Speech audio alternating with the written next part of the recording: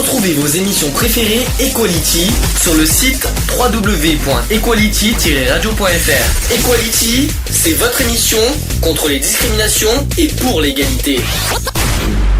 On ne choisit pas sa couleur de peau. En commun et tout mot hétéro. Qui sommes-nous pour juger ce qui est bien ou mal? Dit-on pas que chacun est égal? L'union fait la force. Voilà.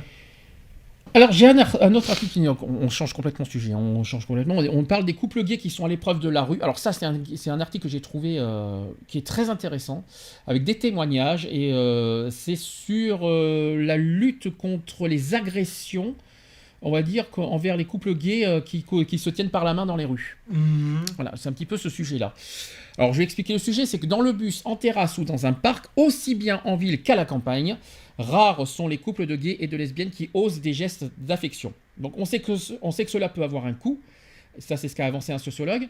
Les récents exemples d'agressions violentes en témoignent. Donc un coup qui conduit certains homos à dissimuler qu'ils sont ensemble, et pourtant l'expression des sentiments amoureux dépasse largement le cadre privé et les démonstrations d'affection en public. Donc c'est un vrai sujet de débat aussi aux États-Unis comme en France, chez les homos comme chez les hétéros. Quand un couple de gays installé en banlieue parisienne raconte marcher main dans la main sans problème, un autre s'interdit le moindre geste pour passer incognito dans les rues de Paris. Symptôme d'une société toujours hostile ou vestige des grandes heures de l'homophobie. Donc je vais vous répondre à tout ça. Donc j'ai des témoignages, je vais vous dire tout ça. Vincent par exemple qui a 42 ans. Il n'épargne pas la société parisienne pour expliquer pourquoi il n'a aucun geste d'affection envers Xavier, son compagnon avec qui il vit depuis bientôt 20 ans, dans les rues de la capitale. Il a dit ceci: la ville est déjà assez agressive, ce serait tendre le bâton pour se faire battre. Qu'il s'agisse de s'embrasser ou de se tenir la main, on se sent encore très loin de pouvoir faire quoi que ce soit. Lui a l'assistant metteur en scène qui vit à 2 pas de la place de la République dans un quartier proche du Marais. J'ai beaucoup de problèmes derrière, j'ai beaucoup de retours. L'assistant metteur en scène qui vit à 2 pas de la place de la République dans un quartier proche du Marais. Il a dit ceci: ça a toujours été comme ça. On s'est connus vers le milieu des années 90. C'était encore très difficile d'assumer son homosexualité à l'époque. Poursuit Xavier, qui a 44 ans, post-producteur dans les effets spéciaux. Alors certes, les choses ont évolué, mais pas nous. On s'est construit comme ça, avec la peur du malaise qu'on pourrait avoir en s'en prenant des réflexions, et avec le regain d'homophobie des dernières années, ça ne donne pas envie. Donc au regard des statistiques, l'homophobie occupe encore une place importante dans notre société, et les lieux publics qui sont l'un des principaux théâtres de son expression. Même si pour de plus en plus de gens c'est un non-sujet, il y a une homophobie qui persiste. Ça c'est ce qu'a confirmé Joël Demier, qui est président de SOS Homophobie. C'est la vision d'un couple de femmes ou d'hommes qui suscite chez les agresseurs des réactions de rejet, d'insultes ou d'agressions physiques au vu des témoignages. Dans les lieux publics, l'association a relevé une recrudescence des agressions physiques ces 2 dernières années. Elles ont concerné 45% des cas de LGBT-phobie en 2016 contre 37% en 2015. C'est quand même fou, ça a augmenté quand même en un an. Il faut dire que les victimes témoignent de plus en plus parce que les lois contre le mariage pour tous ont été votées, ce qui rend l'acte homophobe de plus en plus intolérable. Ça, c'est ce qu'a complété Joël Demier. Pour autant, Xavier et Vincent, qu'on a cités tout à l'heure, n'ont jamais été prises pour cible à Paris ou ailleurs, mais la simple idée d'essuyer un regard ou une réflexion les pousse à contenir toute démonstration d'affection. Donc on le supporterait vraiment très difficilement. Ça, c'est ce qu'a admis Vincent. Il a dit ceci: c'est un conditionnement, constate Xavier. Et même dans le Marais, jamais on ne marchera main dans la main, c'est dire combien c'est profondément ancré en nous. Parce que même au Marais, dis donc. Même au Marais, ils n'arrivent pas... C'est quand même fou. Hein. Ouais, c'est complètement dingue d'arriver en 2017 à des trucs pareils. Alors, concernant la gestion des risques, donc ce conditionnement que décrivent Vincent et Xavier est un phénomène bien identifié. Un premier facteur générationnel entre en ligne de compte, comme l'avance le sociologue Colline Giraud, qui est auteur d'une enquête dans les modes de vie de gays qui habitent dans la Drôme, paru en 2016. Il a dit ceci: pour les générations d'avant, même s'ils en ont la possibilité, 2 hommes ne vont pas forcément se tenir la main car ils n'ont pas été socialisés comme cela, alors que plus on avance, plus la contrainte de l'hétéronormativité semble s'affaiblir. S'il est sans doute plus simple d'assumer son homosexualité aujourd'hui qu'il y a 20 ans, Les agressions, injures et regards qui persistent imposent encore à beaucoup de couples de jeunes homos d'opérer une autocensure. Donc il y a une phrase qui dit « C'est une sorte d'épée de Damoclès que relatent beaucoup de LGBT ». Il y a des coups et des blessures dont on sait et que cela peut avoir un coût réel de montrer son affection dans la rue, encore aujourd'hui. Il ne faut pas que ce soit arrivé pour avoir peur, mais tout simplement que ce soit une potentialité. On est dans la gestion du risque.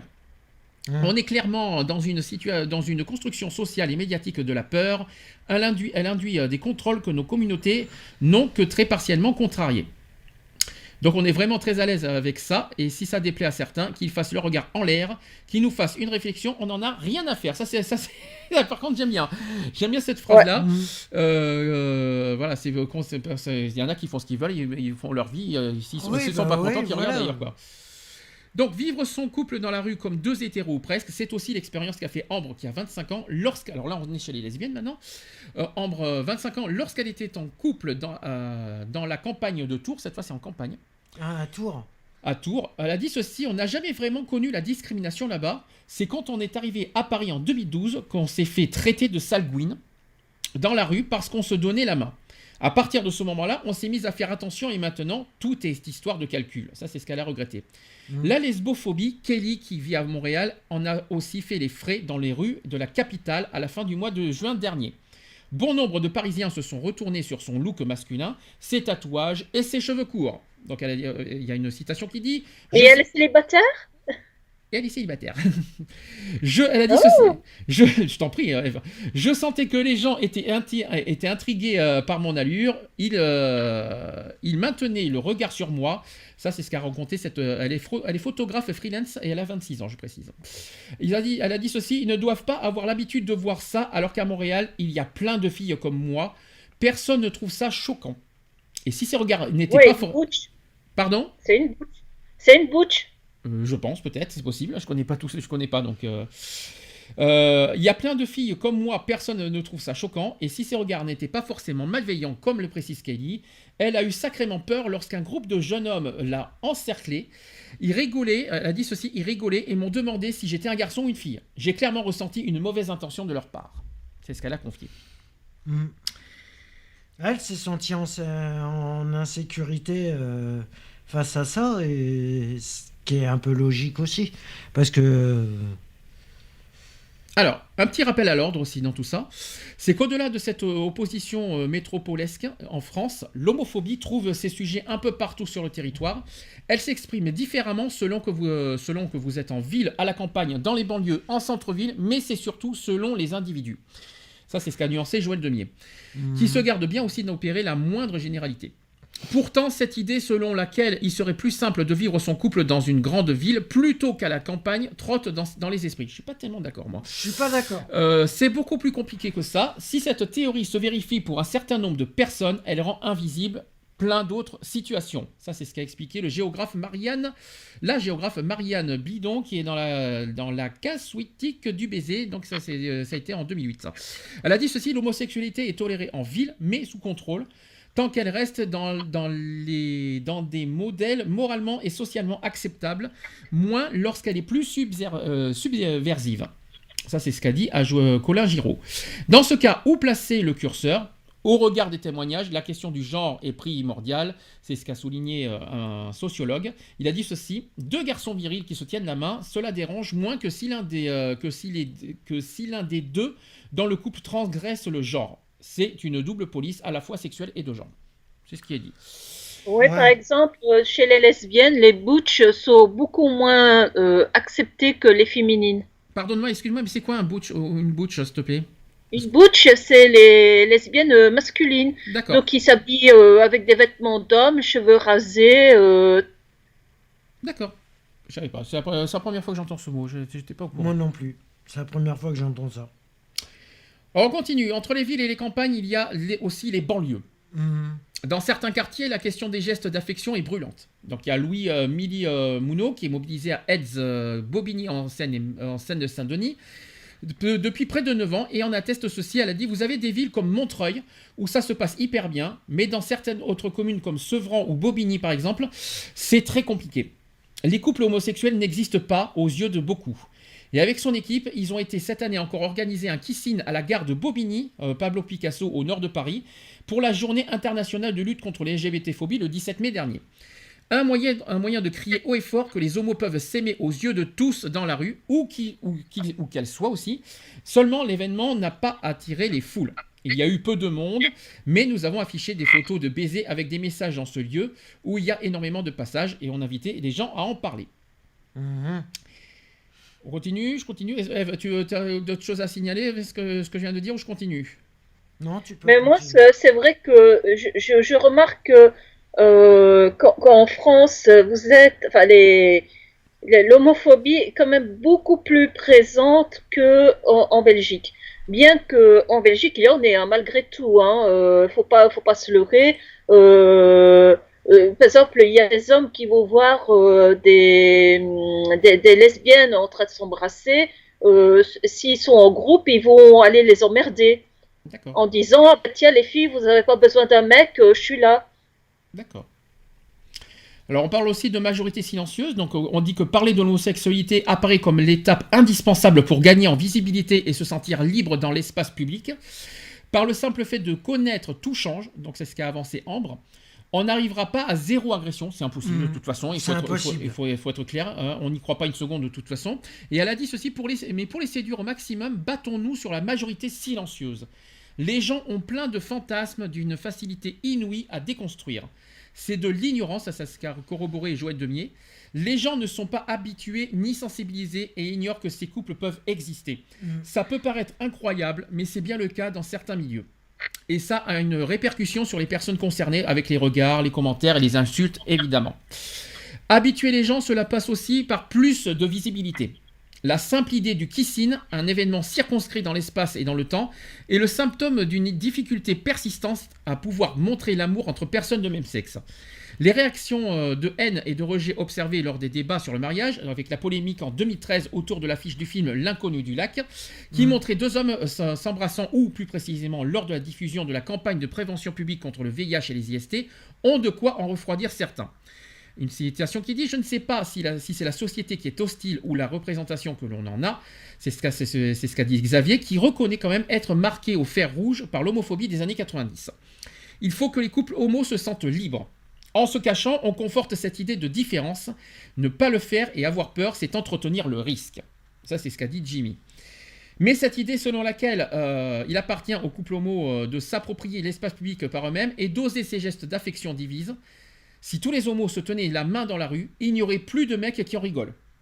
Ah bah dis donc. Je suis pas sûr. Là, personnellement, je suis pas sûr. En fait, il y aurait plus, peut-être, on va dire, c'est comme ça. Je pense qu'il n'y aurait plus. Oui, non, il n'y aurait plus de mecs qui rigolent, qui se moquent ou insultent parce que c'est la première fois qu'ils voient ça. C'est ce qu'a reconnu Vincent. Moi, je suis pas tellement d'accord non plus. Je suis pas d'accord. Mon cœur me dit que c'est la solution, mais de là à avoir le courage de le faire, non. Je n'ai pas envie de transformer mon couple en objet militant. C'est son choix et c'est un choix qu'on respecte totalement. Il faut non, quand même mais le voilà, dire.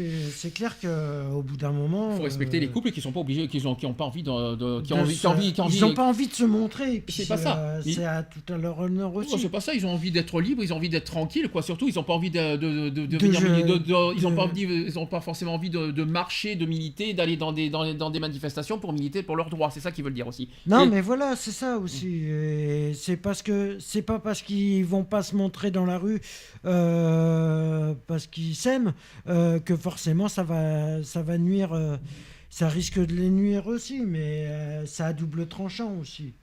Alors ce débat qui divise autant qu'il y a de sensibilité, d'expérience et de formes d'engagement différentes, qui dit visibilité dit augmentation des sanctions à court terme. Donc, et par sanction, il y a un sociologue qui définit la volonté des agresseurs d'infliger une punition aux homos. Dès lors, choisir de ne pas cacher son couple expose à un risque potentiel.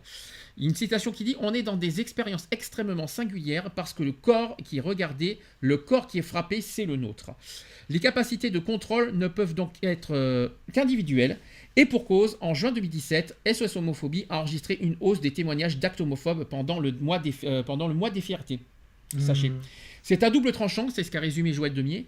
À court terme, montrer qu'on est en couple provoque des réactions épidermiques très homophobes, mais à long terme, on s'aperçoit que ça fait baisser l'homophobie parce que ça normalise la vie des personnes LGBT. Donc à vous de voir.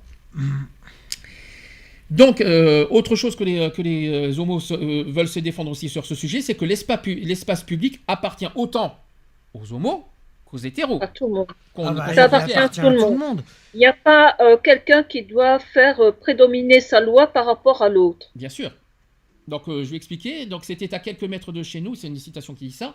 C'était à quelques mètres de chez nous, dans un quartier dans lequel je me sentais très à l'aise. Imaginez comment je peux me sentir dans des quartiers que je ne connais pas. Depuis l'agression, Alfredo, qui a 28 ans, l'assure, il a dit ceci. Son sentiment d'insécurité s'est renforcé. Le 21 juin dernier, avec Boris, il rentrait de la fête de la musique à Lyon en se tenant par la main. Ils ont été insultés, puis tabassés à coups de bouteilles en verre par 3 personnes. Sous les yeux d'un ami qu'il venait de croiser d'ailleurs. Il a dit ceci, je me ferai encore plus discret sur les signes d'affection après tout ça. C'est ce qu'a regretté Alfredo. Et aussi, il y a Boris qui a le même âge, dont le tibia a été fracturé, est encore en convalescence à l'heure où cet article a été publié. Il tempère et espère qu'une fois remis, ils ne s'empêcheront de rien.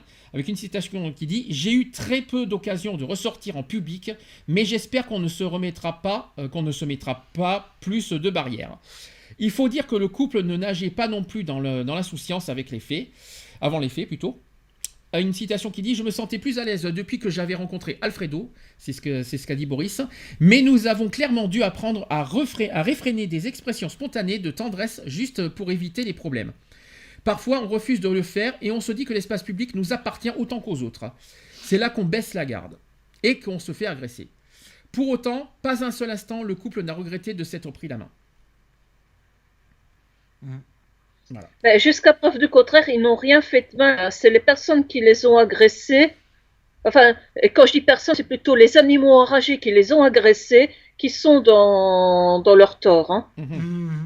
Oui, parce qu'en fin de compte, les 2 personnes, ils étaient bien tranquilles à se tenir la main, d'accord. Ils revenaient de la fête de la musique, ils faisaient rien de mal. Voilà, Ils c'est un rentraient chez eux. couple qui se tient la main, qui font un geste de tendresse juste parce que en se tenant la main comme n'importe quel autre couple, et ils sont pas responsables des animaux enragés qui les ont agressés. Hein. Alors une autre histoire, c'est Aaron qui n'est plus sorti pendant 8 mois aussi.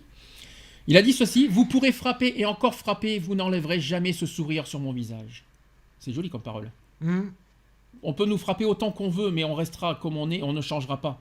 Ça n'effacera pas mon sourire et ma joie de vivre. C'est ça aussi le message qu'il faut faire passer. Donc au lendemain de son agression, dans la nuit du 10 au 11 novembre 2015, Clément a opté pour la pensée positive. Il a dit « Je ne voulais pas me laisser atteindre ». Mais elle aura malgré tout sonné la fin d'une période de légèreté pour lui et Aaron. À Montpellier, on marchait main dans la main dans la rue, on s'embrassait, c'était naturel. C'est ce qu'a assuré Clément, qui a seulement 23 ans, je précise. Après, il a fallu quelques mois avant d'y arriver. Aaron, avec qui il n'est plus en couple aujourd'hui, d'ailleurs, il faut quand même le dire, et qui n'a pu prendre part à l'interview, il a été très affaibli psychologiquement, par contre. Il n'est plus sorti pendant 8 mois. Il se faisait bouffer par ça. Et Clément, lui n'a pris conscience que plus tard des conséquences de l'événement. Donc, il a eu avec des Rangers aux pieds, des jeans déchirés et des bombers sur le dos, le tout en noir. Il a troqué ses habits colorés et son style apprêté pour un look plus agressif, sans me rendre compte. Il a dit ceci, plus agressif, sans me rendre compte pendant des mois. Je me suis demandé si j'avais l'air assez hétéro. Donc, il voulait avoir un aspect hétéro pour pas qu'on le cible, quoi, parce que selon le look qu'on porte aussi, on est facilement détectable, quoi. C'est clair. C'est ça qu'il faut se dire. Selon le look que tu prends. Alors, il est quand même désormais agacé par ce qu'il définit comme une injonction hétéronormative de notre société. Il a dit ceci, on doit se fondre dans la masse si on ne veut pas être exclu. Mais Clément porte ses espoirs sur les jeunes générations et pour lui, l'homophobie n'a plus beaucoup de chemin devant elle. C'est ce qu'il a dit. Et de toute façon, pour d'autres, il y aura toujours, quoi qu'il en soit, l'agression en tête. En moins de 24 heures, un autre exemple, il y a la photo du visage tuméfié de Wilfried, qui a déjà fait le tour du globe, porté en symbole de la dérive homophobe en France, à quelques jours de la législation du mariage. Ah, ça, c'était à l'époque. Dans la nuit du 6 au 7 avril 2013, lui et son copain rentraient d'une soirée entre amis. Il a dit ceci, on marchait bras dessus, bras dessous. Ce n'était pas vraiment à notre habitude, mais on avait baissé la garde. C'est ce qu'a dit Olivier. On était très reconnaissables, c'est ce qu'a dit Wilfried, et on se disait chérie, en public. Je portais un pantalon rose aussi. Il assume complètement de porter un pantalon rose aussi en public. Le couple a été passé à tabac, malheureusement après, par 2 jeunes hommes. Pour eux, cela a marqué une rupture. Ils ont dit ceci: avant, je n'avais pas peur, c'est ce qu'a dit Olivier. Maintenant, je regarde partout autour de nous. C'est l'agression qui a marqué le coup d'arrêt. On ne se balade plus bras dessus, bras dessous, ni en se donnant la main. Ça, c'est qu'a regretté Wilfried. J'ai une vraie inquiétude quand on est ensemble dans le métro, dans la rue, sur les terrasses. Je ne suis pas à l'aise. C'était il y a 4 ans, mais la violence des faits résonne encore dans le discours des 2 compagnons. Ils ont dit ceci: la société nous est toujours hostile, sauf si tu te fonds dans les codes, faire comme si on était 2 amis, contrôler la façon dont on parle, dont on s'habille, tout pour ne pas se faire remarquer. Olivier, lui, se veut plus optimiste, mais n'en demeure pas moins certain que l'agression restera aggravée. On va peut-être avoir plus de gestes d'affection dans les années à venir, mais il y aura toujours l'agression en tête et des images qui reviennent toujours en mémoire. Voilà le sujet. Est-ce que vous savez, c'est quelque chose qu'il fallait mettre en avant, voilà. Non, mais c'est vrai qu'ils ont du courage quand même de rester. C'est vrai que vu l'agression qu'ils ont subie, c'est pas évident de remonter la pente. Oui. Je sais pas, moi, je sais pas comment dire ça, mais c'est désagrément. Mais... Alors déjà, je vais vous poser 2 questions. C'est bizarre, c'est des questions qu'on nous a posées à notre association l'année dernière, quand on a été interviewé par DC TV. C'est étonnant, c'est un sujet qui revient souvent. 2 questions que je vais poser. 1, est-ce que dans la rue, je vais vous dire franchement, est-ce que dans la rue, vous empêcherez de vous tenir la main avec votre compagnon? Ah bah, non, personnellement... jamais. Personnellement, moi, si je m'étais fait agresser, personnellement, je le ferais pas. Personnellement, je le ferais pas. Tu ne le ferais pas? Non. D'accord. Et toi, Eve, tu n'hésiterais pas? T'as pas peur? Ah oui, non. T'as pas peur du tout et t'as pas eu de reproches, des insultes? Tu t'en iras, tu vois, quoi qu'il en soit, t'en as subi des insultes? Oui. Et j'ai déjà eu. Et tu leur as répondu quoi? Personnellement, j'ai pas su répondre. Ici, il y a pas longtemps, je me suis fait emmerder par des types, mais je leur ai dit de me foutre la paix. Juste ça, pas plus. Ouais, et ça s'est fini en bon terme finalement. Il n'y a pas eu d'agression, il n'y a pas eu plus. Mais ce qui est bizarre, c'est que les femmes sont moins agressées que les hommes. C'est bizarre ça. Ça dépend comment sont lunées les personnes qui agressent aussi. Et puis un homme qui frappe une femme, sans commentaire. Ouais. Si je peux me permettre. C'était des hommes, c'était que des hommes qui sont venus vers toi, qui t'ont dit ça, ou c'était des femmes? Il y a une femme qui a dit une insulte en disant que c'était dégueulasse tout en partant. Ouais. C'est tout? Bon, ça encore. Et une voisine qui disait chaque fois que je passais avec Nat, elle disait je vais les dénoncer. Dans le sens qu'elle voulait nous faire avoir des emmerdes, seulement elle pouvait toujours nous dénoncer entre guillemets, puisque Nat était légalement ici, puisque je l'avais déclaré à la commune, et voilà. Donc elle n'était pas de façon irrégulière à la maison, hein. Elle était chez elle. Maintenant, j'ai une deuxième question à vous poser. Est-ce que pour vous, il y a plus d'homophobie en ville qu'en campagne? Parce que moi, j'y crois pas du tout. C'est faux, archi faux. Hein. Vice-versa. Est-ce qu'il y a plus d'homophobie en ville, en campagne? Est-ce qu'il y en a autant En ville, ça se voit un peu plus qu'en campagne. C'est vrai, parce que selon le lieu où tu te trouves, l'homophobie... Non, mais l'homophobie, elle est plus en ville qu'en campagne. Alors, moi, je vais quand même répondre à cette question très clairement, parce qu'on est quand même bien placé pour le dire. Parce qu'on a vécu 15 ans à Bordeaux auparavant. On a atterri à Sisteron quand même, ça va faire 3 ans qu'on y est bientôt. Ça va faire 3 ans, ouais. Ça va faire 3 ans qu'on est là. Moi, je vais vous dire une chose. L'homophobie est présente partout. C'est juste qu'il y a moins d'agressions en campagne, il me semble. Il y a moins d'agressions, mais en revanche, il y a quand même de l'homophobie partout. Bien présente, avec différentes manières. De différentes façons, mais l'homophobie est bien présente. Que ce soit en ville ou dans les campagnes, c'est présent. C'est différent, c'est juste que la méthode est différente. C'est-à-dire que parler de l'homophobie dans une ville de campagne, et c'est d'ailleurs ce qu'on a eu dans les articles de journaux. Hein.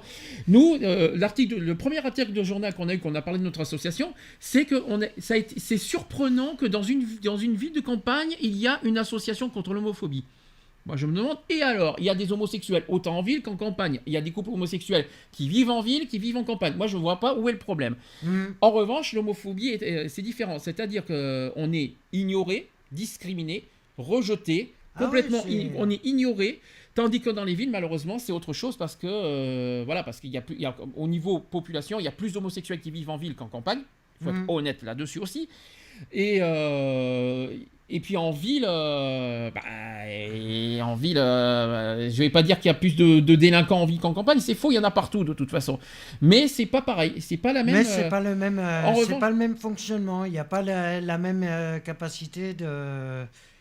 Après, il y en a de l'homophobie en campagne. Ça existe. Après, je suis pas sûr qu'on aura plus de facilité à se tenir dans la main en campagne qu'en ville. Je suis pas si sûr, parce que ça aussi c'est le sujet. Je suis pas convaincu que c'est plus facile de se tenir la main dans une campagne qu'en ville. Je suis pas du tout d'accord. Oh, c'est pareil, hein. C'est pareil. L'homophobie est la même partout. Hein. Les pensées homophobes, c'est partout pareil. Je vois pas. C'est pas une histoire de ville ou de campagne, de banlieue, tout ce que. C'est partout pareil de toute façon. Donc il y a rien qui change là-dessus. Les pensées ne changera pas et ça n'évoluera pas de toute façon là-dessus. Après, c'est juste que c'est pas les mêmes. Il n'y a pas la même homophobie, on va dire, dans les villes et il n'y a pas la même homophobie en campagne. C'est clair, c'est pas la même définition du. De là me dire qu'il n'y a pas d'homophobie dans la campagne, ça c'est ce qu'on m'a dit il y a pas longtemps parce qu'on a accusé un petit, vu ce qui nous est arrivé avec le bar. Ouais, qu'il n'y a pas d'homophobie. Vu qu'on est, j'aime bien qu'on aurait. Oui, il n'y a pas d'homophobie dans ma ville. Il y a de l'homophobie partout. Je suis quasi sûr que nous, on l'a jamais encore fait, mais on fait une manifestation dans à Sisteron, qui est une petite ville de campagne. Je suis quasi sûr qu'on va se ramasser des insultes par milliers. Donc qu'on me dise jamais qu'il n'y a pas d'homophobie en campagne. Il suffit d'une manifestation, d'un truc avec le drapeau gay en haut. Je suis quasi sûr que des insultes, on va s'en ramasser. Hein. Ah bah automatiquement. Et même sans ça, tu regardes pourquoi du temps du bar, qu'est-ce qui s'est passé Insultes. Voilà, on a eu des. Nous, non, c'est le bar qui. C'est le gérant du bar qui a eu des insultes au départ. C'est vrai qu'on n'a jamais eu d'insultes encore de notre côté, on n'a pas eu de menace, on n'a rien eu. Il faut être aussi honnête, depuis 3 ans, on n'a jamais reçu une menace. Non. Mais je suis quasi sûr que si on montrait en public certaines choses, si on montrait le drapeau gay, qu'on se tenait la main, qu'on s'embrasse, je suis quasi sûr que là, on va avoir toutes les critiques du monde. Voilà, le problème est là. Mais que ce soit en ville ou en campagne, c'est pareil. Mais, si je peux me permettre, qu'on soit homo ou hétéro, on fait ce qu'on veut. Bah oui, c'est les hétéros font ce qu'ils veulent, les homos font ce qu'ils veulent, on est libre de ce qu'on veut. Les gens ont le droit de penser que c'est dégueulasse, c'est leur droit, c'est leur devoir, mais foutez-nous la paix. Mais chacun est libre de faire comme il a envie. Si t'as envie de montrer que t'es homosexuel, c'est ton problème. T'as pas besoin de le montrer non plus, non, c'est mais pas écrit sur le front. Hein. Non, mais voilà, après, viens pas te plaindre si tu cherches la merde entre guillemets. Qui cherche la merde? Non, mais voilà, par exemple, personnellement, si tu... je suis désolé, mais moi, les personnes qui sont... les homos, d'accord, c'est peut-être dégueulasse ce que je vais dire. Ah oui, non, là, alors je vais t'arrêter tout de suite. Alors, dans ce cas, je peux pas te laisser dire des choses pareilles, je sais ce que tu vas me dire. Non, mais voilà. Non. Chacun fait ce qu'il veut. Ils s'embrassent s'ils veulent, ils s'habillent comme ils veulent, ils sortent comme ils veulent, ils sont en couple s'ils veulent, etc. Il n'y a pas une sorte de provocation. Ça, c'est les marches pour moi qui sont provocateurs. Être en couple, pour moi, c'est pas une provocation. Je suis désolé. Non, mais j'ai pas dit ça. Non, mais je t'arrête de suite parce que je sens venir ce que tu vas dire. Et non. Que tu me dises qu'il y a de la provocation pendant les marches et manifestations et tout ça, ok. Que tu me dises par contre que être en couple, sortir main dans la main, c'est une provocation, moi, je te dis non de suite. Non, je vois pas où est la provocation qu'un couple homo, se tienne la main dans la main. C'est un couple, ils s'aiment, point. On va pas les interdire de s'aimer non plus. Non, c'est pas ce que je voulais dire, mais c'est. Je te le dis. C'est tout. Eve, t'as quelque chose à rajouter ou pas? Oui, que vous soyez hétéro ou homo, que vous êtes en couple et que vous vous aimez, n'ayez pas honte de vous montrer en public. Vous ne faites rien de mal. Que vous vous embrassiez ou que vous teniez la main de votre partenaire, encore une fois, qu'on soit hétéro, homo, peu importe, ce n'est qu'un détail. Tant qu'il y a de l'amour entre les deux personnes, il n'y a rien de mal à l'exprimer et à le montrer. Très bien, Eve. Retrouvez nos vidéos et nos podcasts sur www.equality-podcast.fr. pas sa couleur de peau, encore moins les tourments hétéros. Qui sommes-nous pour juger ce qui est bien ou mal? Dis-donc pas que chaque homme est égal. On ne choisit pas sa couleur de peau, encore moins les tourments hétéros. Qui sommes-nous pour juger ce qui est bien ou mal? Dis-donc pas que chaque homme est égal. Voilà, c'est fini. À très bientôt. C'est fini.